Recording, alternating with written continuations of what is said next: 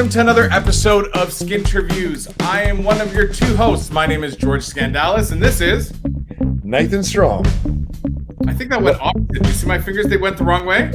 It was a little bit wrong, but we may edit it out. We probably won't, but let's just go with it, I think. And you know what? I'm never wrong, actually, Nathan. You know that. Tell me the last time I was wrong. Come on. Exactly. There you go. You can't even think of a time. I can, but I don't think it's worth arguing it right now, George. Nathan, are we having our first couples fight on this? Are we having our domestic right on the show? The first on the show, but it won't be the first of all time. Well, Nathan, we were going to have more? I think we might have a few. But probably a good thing we don't live in the same city. It's a good thing we're stuck at home on isolation. But talking about isolation, we've got a great guest on the show tonight. And it's a shame we're not in person really having a beer with him. This guy is a up-and-coming surgeon. Lovely guy. I had the beauty of meeting him last year in Mexico with his wife and his young daughter at the time. He has 2 young kids. And just a tremendous guy to talk to. And I'm really interested in finding out more about him tonight. And so without further ado, let's invite him in. So I'd like you to welcome Dr. Ashlin Alexander. Good evening, guys. Thanks for having me. How are you? Good. I've been watching the show. It's been entertaining. I don't know if I should get in the middle of whatever domestic you've got going on here, but they don't get more interesting if you're in the middle. Drink here. This isn't crime time. This is the internet, so we can say that. Well, I'm really happy I get to meet you because I've had the honor of being in your exceptionally beautiful clinic, and I've gotten to meet all your staff. And I had not gotten to meet you yet. So I'm really happy that we got to meet on this platform tonight. And I've heard nothing but, I'm not just, I've heard so many good things about you. So I'm glad that we're finally getting to meet as well. Oh, just email and I'll transfer you the money for that. Yeah. Should I leave? Am I getting in the middle? I think you might have to. Maybe you'll be in the middle of this, Nathan, in the other. So how are you doing through all this whole situation? How's your family? Everyone's okay? Everyone's healthy? Everyone's safe? Yeah, from that perspective, everybody's doing great, and so we're really lucky in that way. It's funny, like I think probably there's lots of badness related to all of this, but like the one like really massive silver lining is I've never had this much time at home with my wife and kids. So like it's this like sort of forced into spending family time, which has been the best thing ever. So it's something that we'll be able to roll into the future, I think, is just to like really focus on spending extra time with family. So it's been good. That side of things has been really good. Nice blessing in disguise. Exactly. Should we get right into our interview then? Let's get started. I'm ready. Tough questions. Here they come. All right. I want you to take me right back to the beginning. I've got the name Ashlin Alexander. Is this the name you were given at birth? Did it change at any point? Is there a middle name? Yeah, no. So the name at birth, the middle name is James. So the story is that I guess my parents had expected that I was going to be a girl, and they had set aside the name Latasha. Like they were like, this is what our daughter is going to be named. I don't know where they got it or how they came up with it, but then when I came out, Ashlyn, I think they got out of a book. I think they kind of wanted to maintain like a girl's name, even though I came out a boy. So I got Ashlyn. My next brother, his name is Ainsley. So, maintaining the theme of girls' names for boys. And then my youngest brother, I named him Adam after He-Man. So yeah, there's a shot of us there. Those are your 2 siblings. That's right. Yeah, my middle brother's in the maroon blazer, and then the youngest is Adam. He's on the horse. You're the little stud with the plaid, eh? That's right. Yeah, rocking the plaid. So I don't think Ashlyn sounds like a girl's name. I never would have even thought that until you said that. I would have never. There's a Gaelic spelling that is like definitely a girl's name. Yeah. But, I remember like way back. I can't remember when it was. At some point, maybe in undergrad. For some reason, I just kind of like searched on Facebook and found there was a Facebook group called Guys Named Ashlyn. I joined it, and there were 3 of us around the world. And now you guys have an emotional support group. Yeah, we have a conference every year. That's amazing. So were you born in Toronto? Were you born in Canada? I was born in Kingston. Yeah, born and raised. Spent high school, undergrad, med school, all at Queen's. So I spent a long time in Kingston. And where did you go to elementary school? It's this tiny little school called St. Paul's School. It was like pretty classic, sort of like small town upbringing, I would say. It was just like, like a 7-minute walk from our house that had like 2 hallways, probably 100 kids, max. Like it was small. But like, along with sort of that small town or smallish town vibe, like very close knit. I'm still friends with most of the guys that I went to elementary school and high school with. And it was a really cool place to grow up. Amazing. Now you yourself, you're married with children. Yeah. Amazing.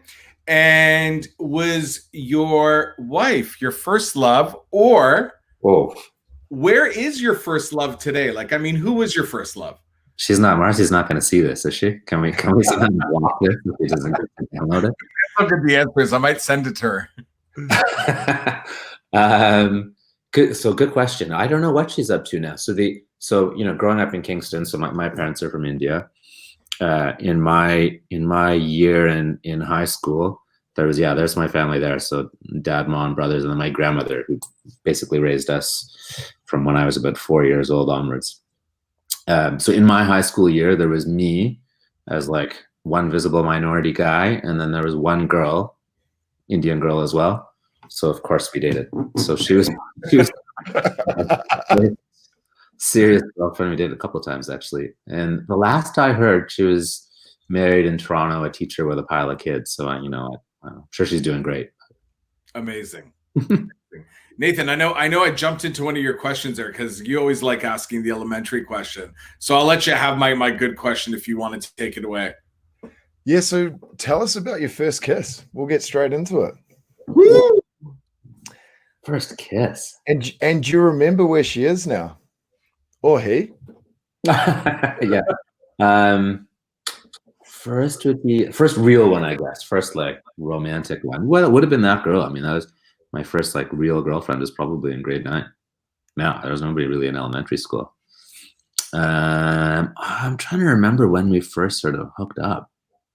I think it might have been like one of the high school dances, which is pretty classic, I guess. But I mean, having Indian parents, first of all, my parents never knew that she existed. Like that's sort of the thing with Indian parents is you don't tell them that you have a girlfriend. You basically don't have boyfriends or girlfriends until it's time to get married. And then at that moment, it's like, okay, now you can have a boyfriend or a girlfriend. So like the only like social times, like we didn't drive, I didn't have a car at that point. So the only time we could sort of get together would have been at like school events. So yeah, I seem to remember it was like, like a video dance party, I can't remember what song was playing, but it'd be like slow dancing and make the move, I love it.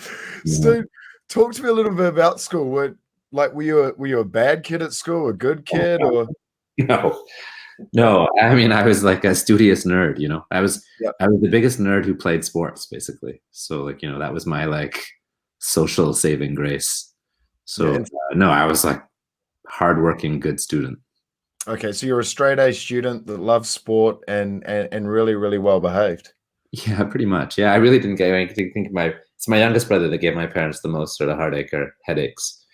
Me and my other brother were pretty good kids. Yeah. So was there any like childhood hero that you had growing up, or anyone that you looked up to? I mean, I guess like in the entertainment world or like the larger sort of professional world, I guess it'd be like I grew up playing basketball. Basketball was a huge part of my life all through like elementary school and high school. Most of my friends are from basketball, and my sort of social interactions were through that. So like at that time, Michael Jordan was like king of everything, which is amazing to watch this. I don't know if you guys are watching this Netflix documentary now, Last Dance. I mean, it's so awesome to watch that because it's just so nostalgic. So I would say that would have been like that sort of like idol in that sense. And then like more like personally, I guess probably be my 2 really close like older cousins who are from Toronto. And so we always sort of just looked up to them and idolized everything that they did. Okay, cool. Yeah, I've heard a lot about that Jordan documentary. I need to watch it actually. Yeah. I've heard it's great. So you must have been a happy chap with the Raptors last year then. Oh man, we went nuts. Well, I went to 2 of the playoff games at home, and they lost both of 2 of the finals playoff games, and they lost both of them. So like everybody was like, if they go to a game 7, you are not allowed to go because you are the curse for the Raptors. So I missed to watch game 6, at a bar. But that was amazing. It was like the best run ever. We couldn't have asked for like a better situation. Yeah, I've thoroughly enjoyed that. It's amazing when teams like the Raptors and the Blue Jays go for a bit of a playoff run, isn't it? It makes Canada exciting for several months and until they get victory or they obviously bomb out. Well, it's also just like instead of just like, you know, getting in an elevator with a group of people and not saying anything and just sort of looking forward, it gives you something to kind of like chat with whatever stranger is around you about. So yeah, no, I mean, that was electrifying. It's I mean, the only good thing about this from a basketball standpoint about this sort of pandemic situation is that like they get to hold the title that much longer. So I guess yeah. Although they were doing pretty good before yeah, they had to stop the league, weren't yeah, they would have done all right. So Yeah. let's see. Yeah, so this. Go ahead, Nathan. Sorry. yeah, so funny stories. Like, tell me a funny story growing up or a funny story that you've got for us. Ooh, from any period. Any period of time. I mean, most stories that any friends of mine would tell that would be funny would be around me like falling asleep. Like I tend to fall asleep in like pretty much any scenario. Like I've fallen asleep on dates, like people. I've fallen asleep like chatting up. I can remember one bar at Queens, fell asleep chatting at this girl at the bar. My buddies looked over and like, what is going on over there? I've fallen asleep as a resident in surgery, you know, looking through a microscope on the other side of a microscope and kind of boxed on a microscope. So there's like a million stories like that where I don't know. I must have some form of narcolepsy, functional form of narcolepsy. So talk to us a little bit about university. I have a photo here which is quite crazy because I'm looking at sort of one extreme to the other with you here, where I can see you as a bit of a hooligan here on one side, and then on the other side you scrub up pretty nicely, if you don't mind me saying. Wow. On your wedding day with your beautiful wife. So talk to us a little bit about this. You know, we like to cut loose every once in a while, you know, let the hair down a little bit. So engineering was like, you know, anybody's from like Ontario or probably even Canada would know that like the sort of engineering tradition at Queens is a bit of a wild one. So, you know, in particular, the sort of whole Frosh Week, you know, setup. So when I was going through, which I guess that was 1998 that I started. So that picture would be from 1999. So as a Frosh group leader, you just sort of spray paint your hair and dye your body purple with gentian violet, which is a carcinogenic, but nobody really cared. And you sort of stay like that for a week, and you know, you do all these Frosh activities. And it's sort of like a frat boy kind of like hazing situation in a way. So that photo actually is from it'd be the weekend that first year students were being driven into Queens, were driven to Kingston by their parents to be dropped off at their residences. And so we would just be waiting on the highways, and when the cars would stop, we'd go in and say, oh, these guys are going to get so drunk, they're going to spend all your money, all the parents would be freaking out. So it was just sort of like pure hazing. And then we had these crazy like keg house parties. There's actually a couple of guys that were in that photo all lived on this one street called Aberdeen, where they like one year they were just like, let's each throw a keg party and people can just like wander between the houses. So it'll be kind of like a pub crawl keg party thing. That was the first year. And then like probably 2 or 3 years later, it was like thousands of people on the street, cops on horses. Somebody flipped a car and set it on fire. Like it got totally out of control. And then Queens shut it down. So there was some other sort of things about some signs that were posted that were pretty offensive, you know, at the time even, let alone now. So like a lot of that had to be really dialed back. But it's one of those things of like, you know, years ago, people getting away with things that they shouldn't have and that we would never do now. But at the time, it was crazy. At the time, it was fun. It was a lot of fun, yeah. And it was amazing. Like, you know, you'd spend a week with all those people and you end up like forming bonds. Like I'm in daily contact with 20 guys from engineering, even to this day, you know, just constantly keeping in touch. So you just form these like super, super tight relationships. My sister finished as a mechanical engineer at U of T. So I see that she's got all really tight relationships still to this day with all her I guess her fellow students and fellow graduates. Yeah, engineering is a bit of a cult almost. You know, there's like the whole iron ring thing and the iron ring ceremony, and like, you know, you're not allowed to be at that ceremony unless you're an engineer. Like there's some bizarreness. I can't tell you more than that about it. I've been sworn to secrecy. technically I'm not allowed to tell you anything about it. It's bizarre. I think the big question that a lot of people are going to be thinking while watching this right now is how you ended up from engineering into surgery. Yeah. But I'm not going to go there just yet. I want to get to know you a little more before we delve into the profession. I want to know if you could host dinner with 3 people, anybody, dead or alive. Dead or alive. Who would they be, and what would you serve, and would you cook it? For sure, I would cook it, yes. Who would it be? So let me think. So somebody artistic, I'd probably pick, like, my favorite artist, painter would be Picasso.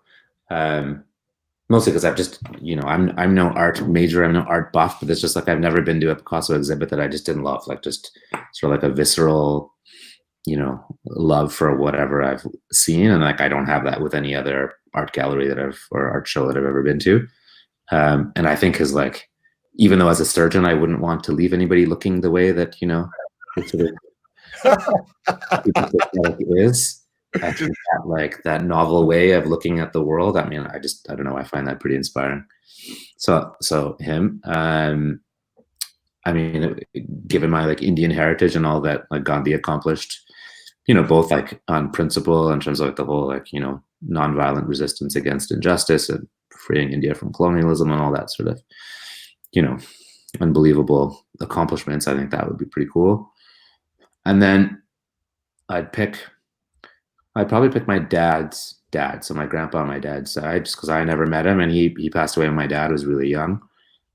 So I'd just be like, our family is very big on family connections and like, honoring your ancestors and that sort of thing. So I think it would be pretty special to kind of have an experience of getting to know him. Okay, so that's 3, right? Yeah. What are you cooking? My go-to is like steak, homemade Caesar salad, scalloped potatoes. Nice. Reverse sear is the only way that I do steak now, so that would be my go-to. So you've got Gandhi, Picasso, and your grandfather. Gandhi is probably a vegetarian. I might have to rethink that menu. That's true. They'll get beyond meat steak. Maybe. Or your kid walks into the room at dinner and says something they shouldn't say. What are they saying? What's the embarrassing thing they say?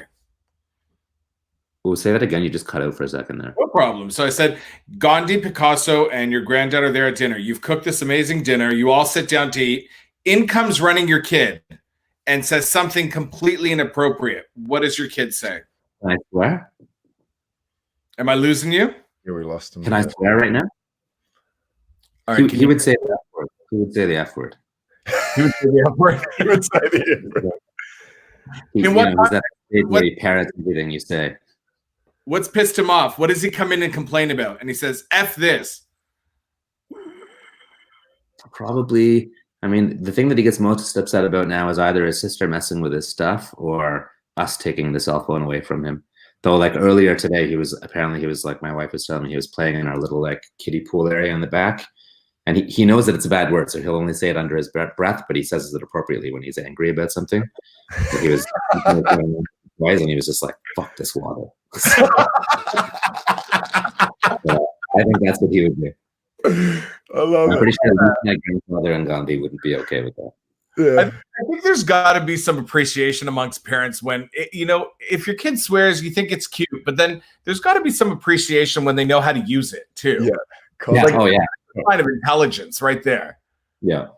No, he knows what he's Tell me if what do you like to do in your spare time? Some hobbies of yours. I mean, it used to be basketball and soccer before I ruptured every like tendon in my body, basically. So now, I mean, thanks to this guy on the left there, I got a Peloton. So, try to ride, starting to get into running a little bit. And then honestly, just sort of like hanging out. Like my favorite hobby to do now is just to like literally call up some buddies and go and grab a drink. Amazing. Take me through the first thing you do in the morning when you wake up. Hit the snooze button and go back to sleep, probably. And And then, I mean, this is a habit that I'm actively trying to change. But I mean, truthfully, the thing I do is I get up, go downstairs, make a coffee, and start replying to emails before I start getting ready for the day. So it's just the workaholic in me that I'm slowly trying to tame. Well, you've been forced to tame it a little bit now. Well, yeah, that is one of the good things that come out of this is getting a little bit of a different appreciation of what to focus on. So you're a good kid growing up. You go to engineering school. You fall asleep at every chance you can get. You don't mind the odd you don't mind the odd drink every now and then. And to be honest, you're a great drinking partner to have. I can You're coming to trouble next time. I can at least confirm that. What led you to this amazing profession? What got you into this? Yeah. Well, so I mean, like the running joke in Indian households is you can be anything you want as long as it's an engineer or a doctor. And, decided to do both. But ultimately, it was like, I mean, there was a practical reason. Like I knew all through high school, I think I always sort of knew that I wanted to do medicine. Even when I was a kid, like my dad worked in the hospital. So, every year for Halloween, I was a doctor because he would just bring home scrubs and a mask and a cap. So it was not creative, but it was like from day one, that was sort of the ingrained kind of concept. But, in high school, like I was always sort of gravitated towards biology and like genuinely liked, I did lots of volunteer work at hospitals and just liked the whole concept of like, helping people and making a difference and all that sort of, positive things that come out of medicine, which I think is a really unique thing to this profession that, it exists in other professions, but maybe not so readily. So I knew I wanted to do it all along. And when I got towards the end of high school, I mean, there's the practical realities of like, not everybody who's wants to do it gets in.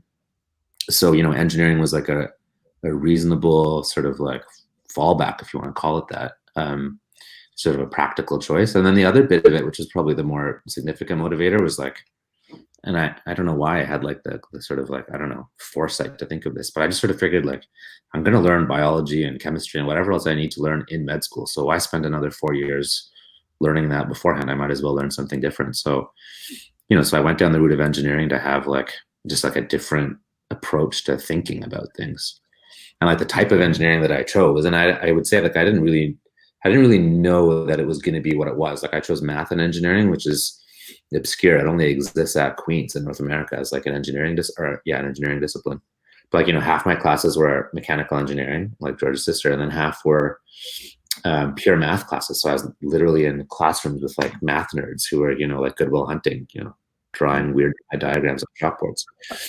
And I didn't know that's what math was going to be like. But it was good. And part of the reason why I thought it was good is because like it just forces you to think about the world in a analytical way or like a more abstract way, not just like rote memorization. So that was sort of the rationale for it. And then like, I had to do a bunch of prerequisite classes and stuff in the summers to make up for the med school application prerequisites. And, thankfully did well enough to get in. But that was always the plan. Awesome. Yeah. So you're a smart, good looking guy. You're very, very successful. You're in cosmetic derm or medical aesthetics. What's one thing that you wish other people knew about your profession? So yeah, that's a good question. So I think, so as a facial plastic surgeon, there's a certain like, stereotype, which I think even I like sometimes sort of internally struggle with, which is this notion of like, it's frivolous or it's superficial or, it's sort of used carsman, salesperson, that sort of like vibe, I think, as opposed to, and we're kind of like almost taught to think that through med school and residency, that the non-aesthetic stuff is like the noble stuff. And I think some of that maybe is perpetuated by like, some of the sort of commercial things that we see online and some of the like sensationalized things that we see in the media.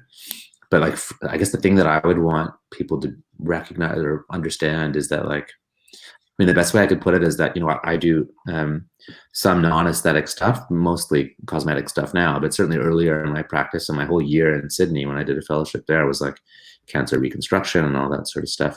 And I would say that like my aesthetic patients are, as grateful for different reasons, obviously, but as grateful as any other patient that I've had in terms of like what a positive impact you can have on their life and their self-esteem and how they sort of carry on in the world. So like, I think it'd just be like that sort of understanding that, you know, it can make a really big difference, positive difference for people's lives. I love that answer, and George is going to talk more to mental health a little bit later in the interview. But being a business owner, there's a lot of obviously pressures and stresses being a business owner, and one of them is hiring staff. So if you were talking to the future today, wanting to get into our industry, what are some of the characteristics you look into when you're interviewing people, when you're looking for people to come into this industry to support you in your business?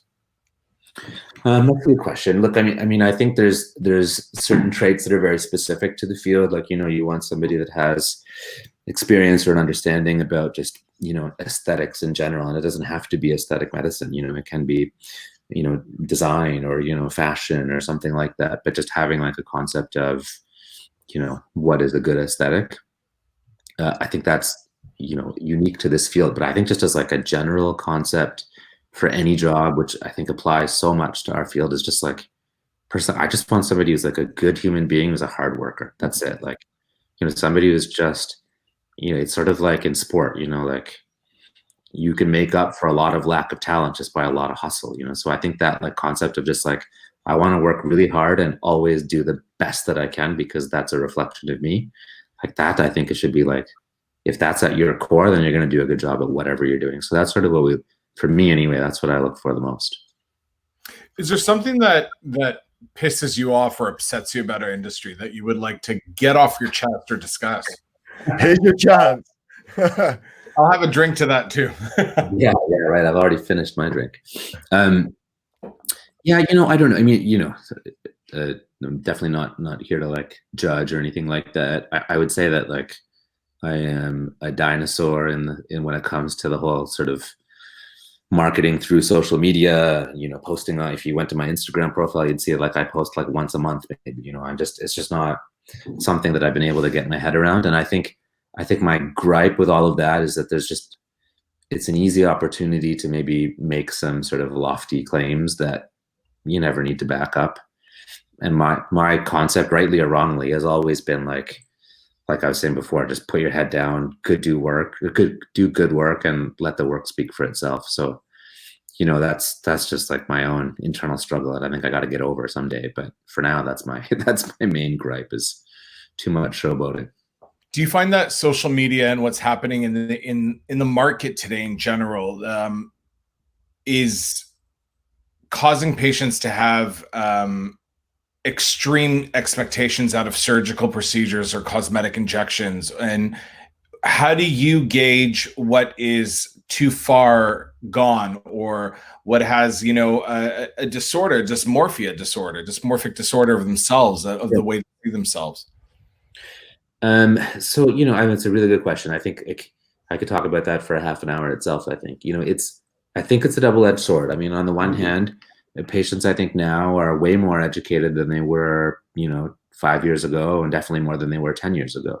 And I think that's a good thing. You know, like the paternalism of medicine is changing rapidly. So, you know, I had a couple of consults today where like they were literally using, you know, the correct terminology for different like subunits of the nose. I mean, they really knew their stuff.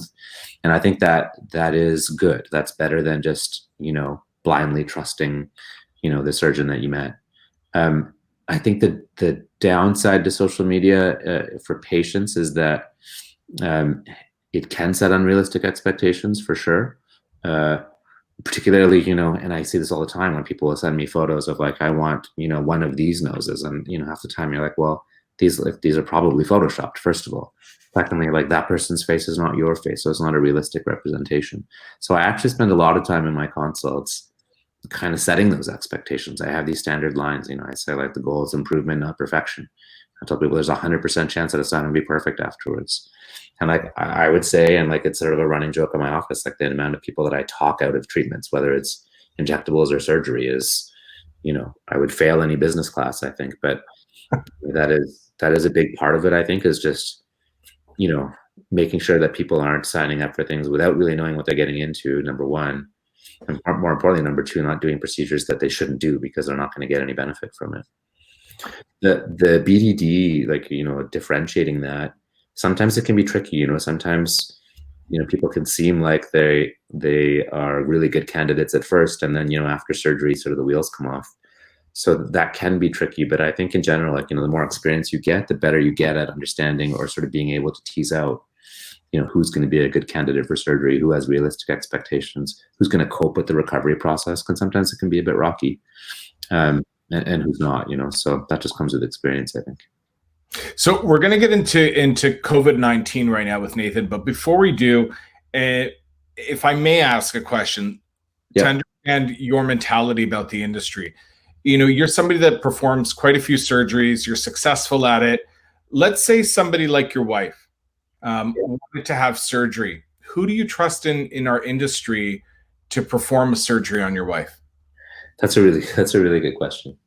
I mean, for me, so I did all of my training, my facial plastics training in New York at NYU, and trained with like some of the leaders worldwide for any sort of like facial aesthetic surgery. So it depends on what you wanted. If it was rhinoplasty, I'd probably send her to somebody named Norman Pastoric in New York. He's the most famous endonasal rhinoplasty surgeon probably in the world. And then if it was aging face surgery, it'd be one of my mentors there named David Rosenberg, who's probably the busiest facelift surgeon in Manhattan. So yeah, I'm gonna write that down.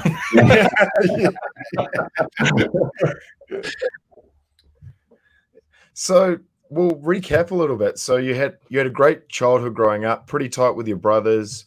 Yeah. Obviously very tight with your parents and your grandma. You're a pretty good kid growing up, very good at school, did an engineering degree, became a doctor. Right. You're a good-looking guy, starting to be a successful young and up-and-coming surgeon in the industry. Yeah. And in 2019, I'll show you a photo here. I don't know if this was 2019, but it was probably close. When you look at your beautiful family, right. About 6 months ago, you were probably living your best life, right? Things were, like every year was better than the last. It was, things are really good. I mean, they still are, don't get me wrong. They still are very good, but yeah. So we hit 2020 and this amazing virus hits our world and shakes everything up. Talk to me about how you're dealing with this, like from a business point of view, and also what you're doing to try and overcome this virus. Yeah, I mean, that's sort of like the daily questions when you get up in the morning. You're like, well, what am I going to do next, and what's coming next? And I think the hardest part is that like we don't really know what to expect next. And we're, I do some call at the hospital. I deal with some sort of emergency cases. So, I go in and deal with that. But otherwise, really it's just sort of being at home because we're completely shut down. We're doing our part to social distance and keep people at home and not bring patients in. So it's been a really, really interesting time. I think, as I was saying before, like probably the best thing that's come out of this for me has just been like I keep saying forced family time, and Marcy gets mad every time I say that, but it's sort of imposed on us, and it's been amazing. And it's funny because it was just maybe a month before I had started this whole sort of coaching process to kind of do exactly that, figure out a way to kind of focus more on family, because it's easy to get caught up in the as you said, like each year has been better than the last. The practice is growing immensely, and it's easy to kind of continue on that path. And then you wake up 10 years later and say, okay, my kids are grown and what was I doing? So, so this has been a really good pause from that perspective. And it's also been really good just for, I'm the kind of person who's always got like 10 ideas swirling in my head, and, 9 of them are on the back burner. So it's kind of given me some time to like put some energy into those sort of projects. So, I'd say those are the two main things. And then otherwise, continuing still doing virtual consults and, doing things to sort of work on the website and just like developing the business more in that sense. So, keeping busy for sure. Cool. I'll let George take over now from a mental health point of view. So, one thing we always talk about at the show is the rise of awareness of mental health and mental health issues in general today. What are some of the things that you do that, from day to day to protect yourself to have a clear head so you don't fall asleep during a surgery, so you don't fall asleep in the office between surgeries. Right. You actually get up and want to go. I mean, I hear you said you're a snoozer in the morning. I snooze. I hit it like 5 or 6 times before I get up, which is the worst thing to do, apparently. Yeah.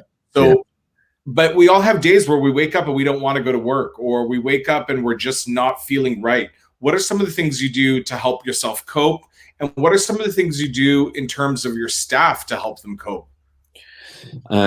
So I'll answer the first question first. So, I mean, I've just done some like techie things. Like I've downloaded like gratefulness apps on my phone. You know, I've downloaded like a meditation app on my phone, and I would say like I'm not great about it. You know, I would say like I'm sort of like batting, 500 sort of thing. Like every other day I forget. But I think like anything, it's this. The way I understand it is like a habit, and you've got to sort of like train your brain to remember to do it and make it sort of a regular sort of thing. So, trying to do those things a little bit more. Like I said, just trying to like just be at home more, because that in and of itself is its own like positive feedback loop. And then I've always sort of, once I get really busy at work, I fall off the wagon for exercise, and we all know how important that is for maintaining sort of mental health and keeping blood flow to the brain and all that sort of stuff.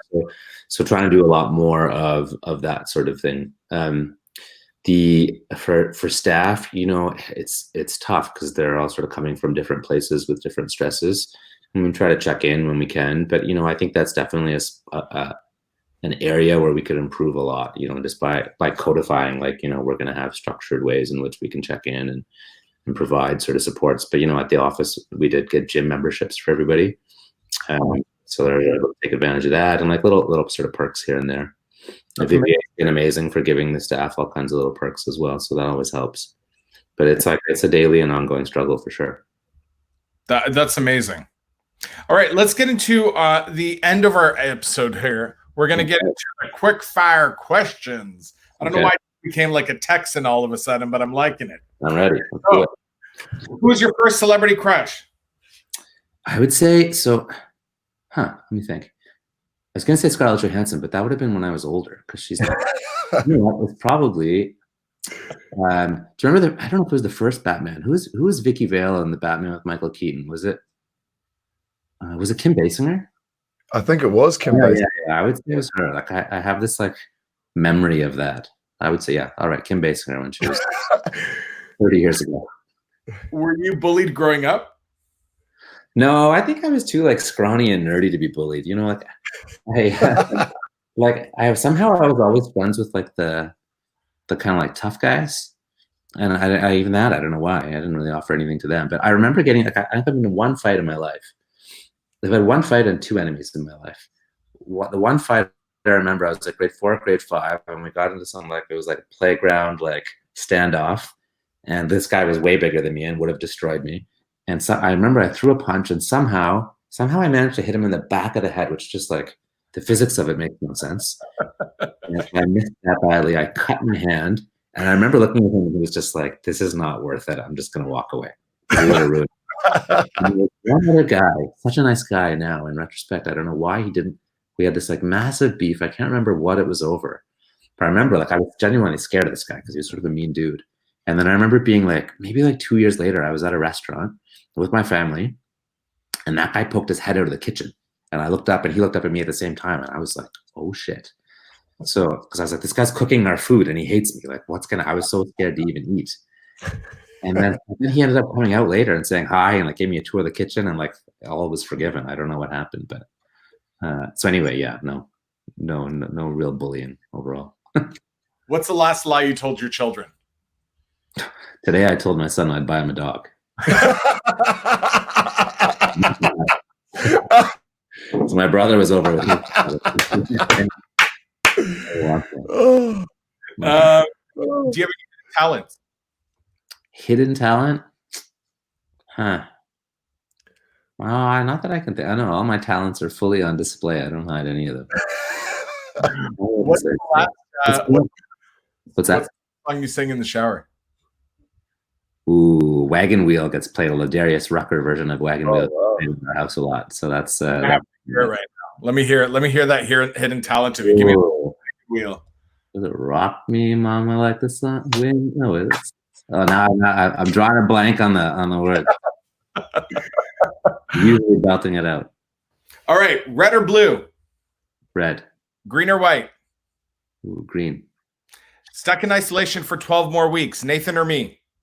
Oh, Nathan got me on the Peloton. I'm gonna have to go with Nathan. Wow. Well, you see, with me, you would have ate and pigged out and just relaxed, partied. You and Nathan can sweat together. I want to get quarantine 15 going, so I can't afford any more of that. I got the quarantine 50 going. Cats or dogs?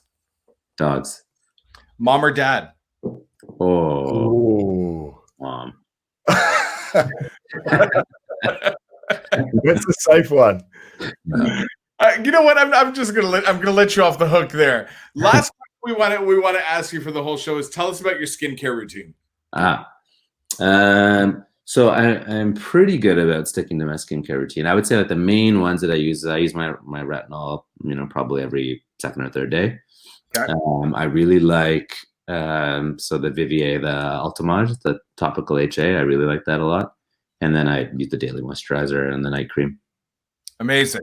Yeah. Amazing. Is there any questions you want to ask Nathan and I before we wrap up the show today? No, I mean, I think this is awesome that you guys are doing this. I'm super excited to see them, subsequent episodes and how everything goes. But congratulations to you guys. This is an amazing. Thank you. I got one more question for you before we end it. Yeah. Who would you like to see on the show, and can you help us get them on the show for us?